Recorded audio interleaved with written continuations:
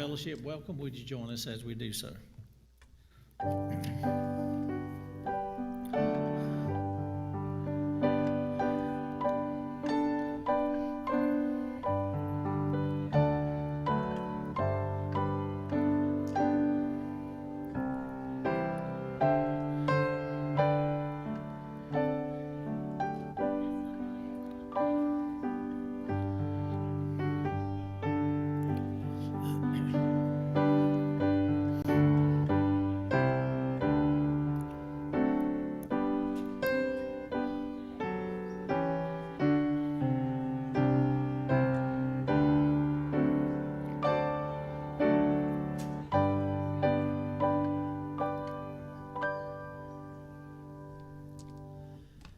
Does anybody have any prayer requests that we need to add to the bulletin?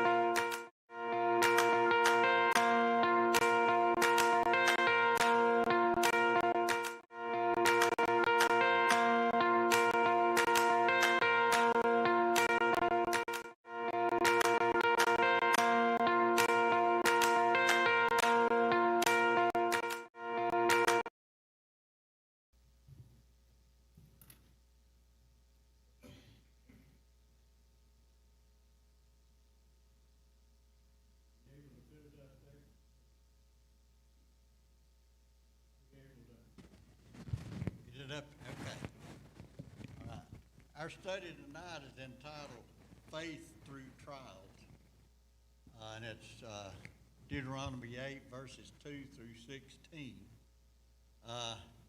Last Wednesday night, Pastor Nick asked me if I'd take his study tonight, and I said, I don't know.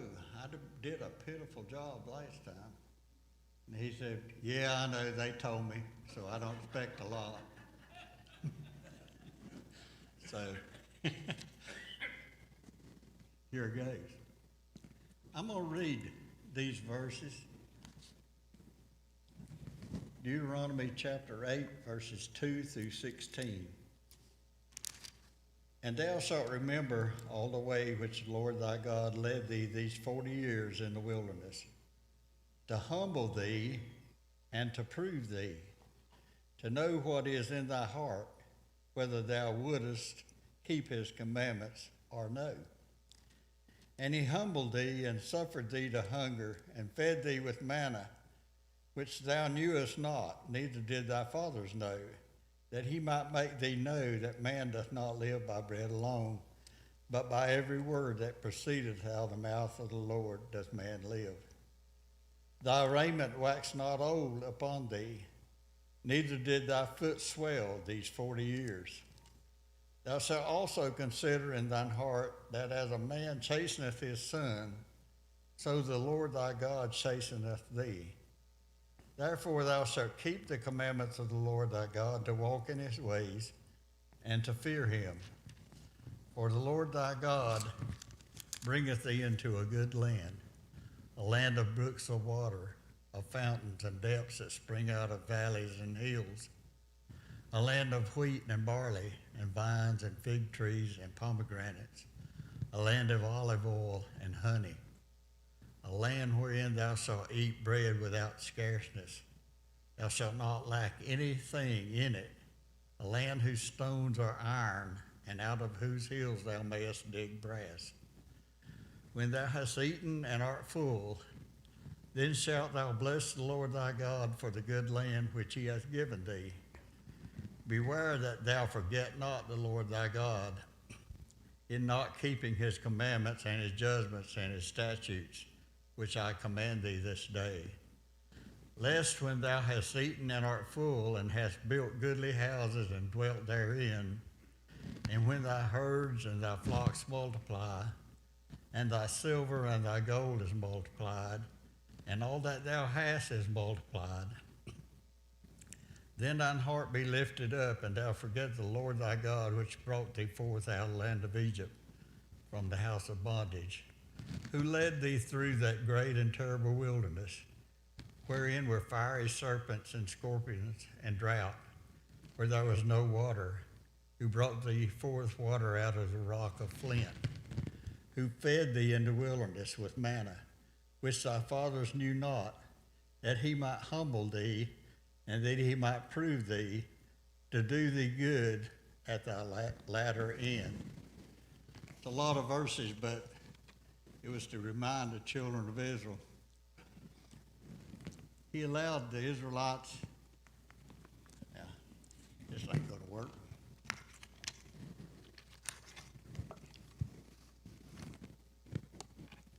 My arms are still long enough.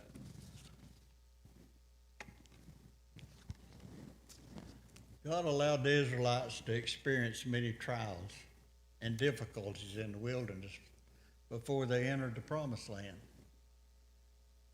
He did this to, 1, do them good, 2, to humble them, 3, to test them, and 4, to help them learn to rely on and trust him. How many times have we went through trials and looked back to see that God had used it for one of these 4 reasons? Anybody been through a trial that did you good? I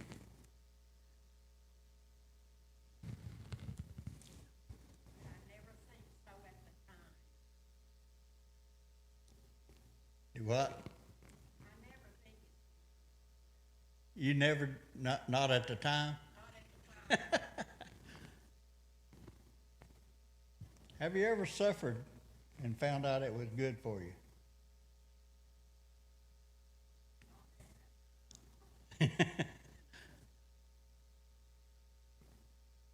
Have you been humbled by a trial? You ever been put in your place by a trial?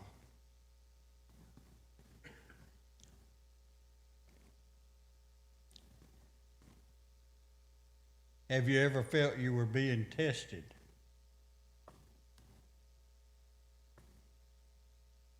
Everybody's awful quiet. My Quest Study Bible asks this question: why did God have to test what was in the human heart? He already knows. My answer is, I think he tests us so we can know ourselves. How strong we are or how weak we are. I think that's why he does that.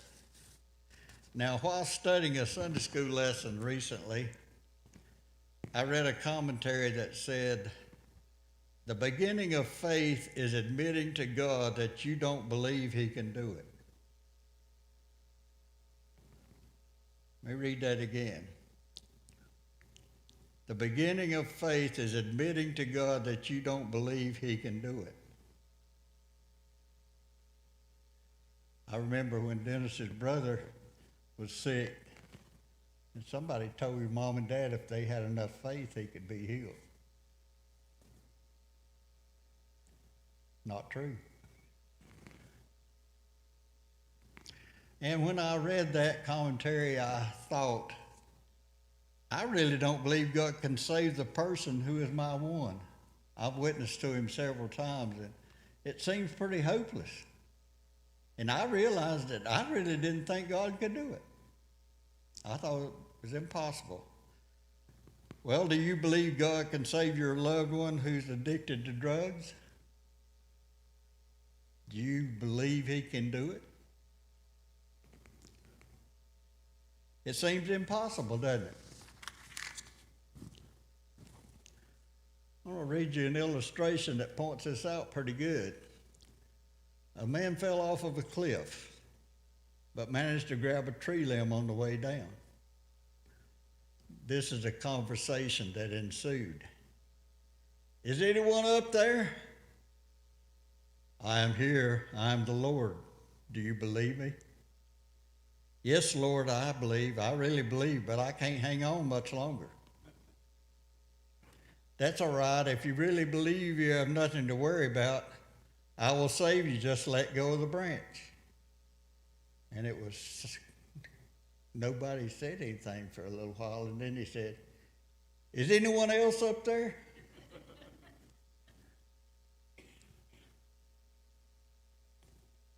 Now, after admitting that I didn't believe God could handle the situation with my one, I prayed and told God, I do know you can handle it. But I also know you won't override that person's personal choice. I know he can do it, but he won't, if that other person don't cooperate, he won't do it. I have to realize that. And the fourth reason we talked about, have you learned to rely on God? God promises that if we depend on him, our testing will not destroy us. It will only serve to make us stronger and increase our faith. Go back and reread verse 2, first verse of the passage. And thou shalt remember all the way which the Lord thy God led thee these 40 years in the wilderness, to humble thee and to prove thee, to know what was in thy heart, whether thou wouldest keep his commandments or no. Now, J. Vernon McGee said God wanted the Israelites to remember their past blessings. Can you say God has been with you up to this point in your life? Do you know that he has been with you up to now?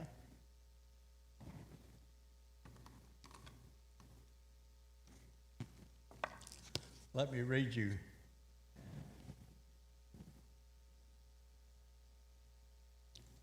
Whoop, that's the wrong one. Well, I've got it written down here anyway. In Philippians 1:6, Paul said, being confident of this very thing, that he who has begun a good work in you will complete it until the day of Jesus Christ.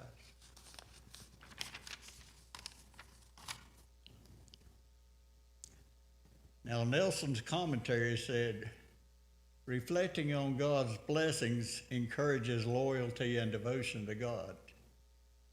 Like the Israelites, we seldom take notice of God's blessings.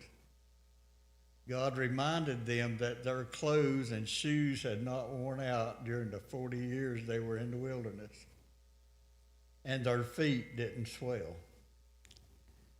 Can you think of anything you've taken for granted?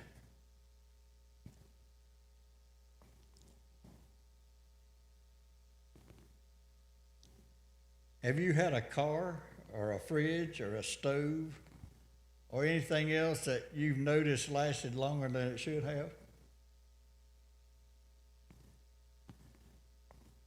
Wendy bought a Honda Civic way back yonder. She drove it. Hannah drove it when she was in college. She drove it. She ran the wheels off of that car, and it never quit. That was a blessing, because they needed it. They needed it not to wear out. You ever had anything that lasted longer than you thought it should have?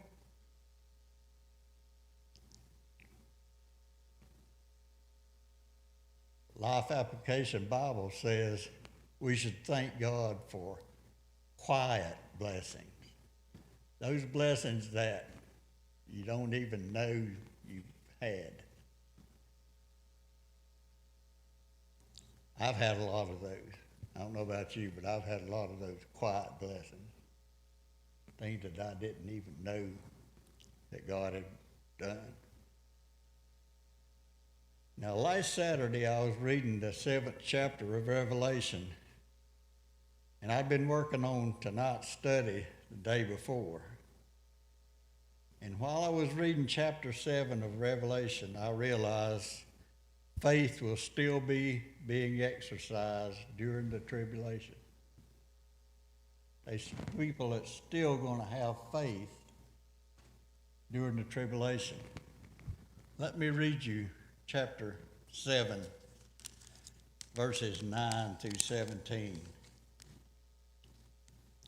After this I beheld, and lo, a great multitude which no man could number, of all nations and kindreds and people and tongues, stood before the throne and before the Lamb, clothed with white robes and palms in their hands, and cried with a loud voice, saying, Salvation to our God, which sitteth upon the throne, and unto the Lamb.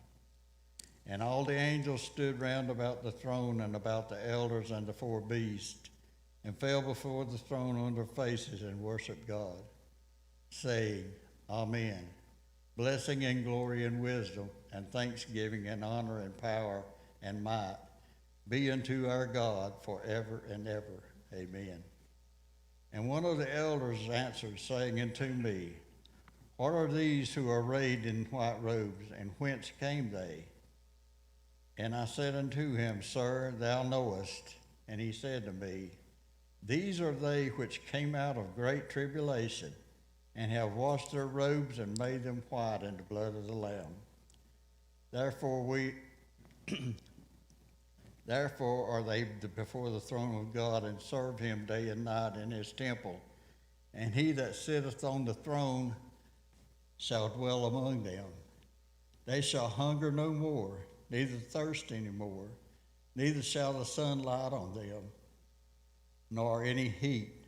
For the Lamb which is in the midst of the thrones shall feed them, and shall lead them unto living water, fountains of waters, and God shall wipe away all tears from their eyes. How many people will be saved? How many people? A great multitude which no one can number.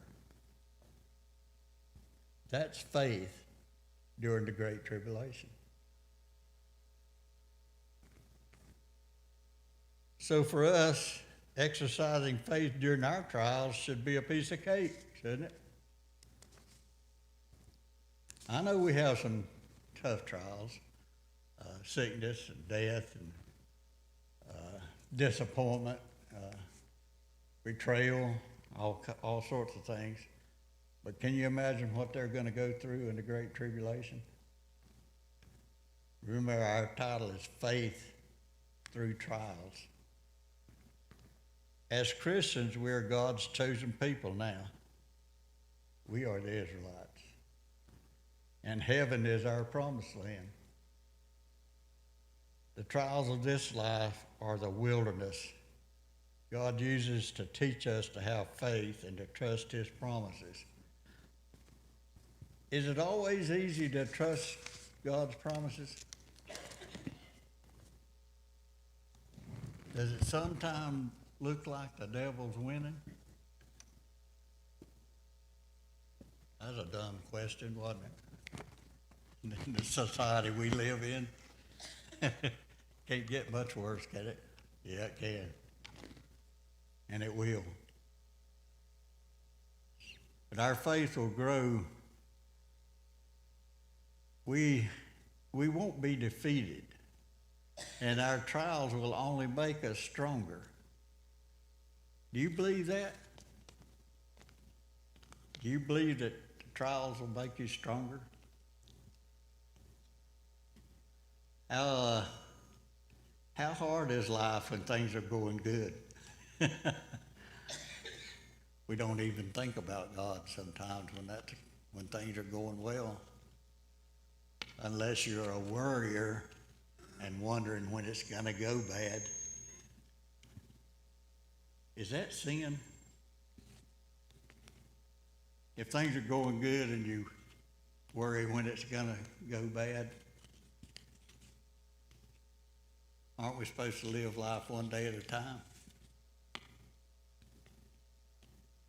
Anybody got any thoughts or any questions on tonight's study?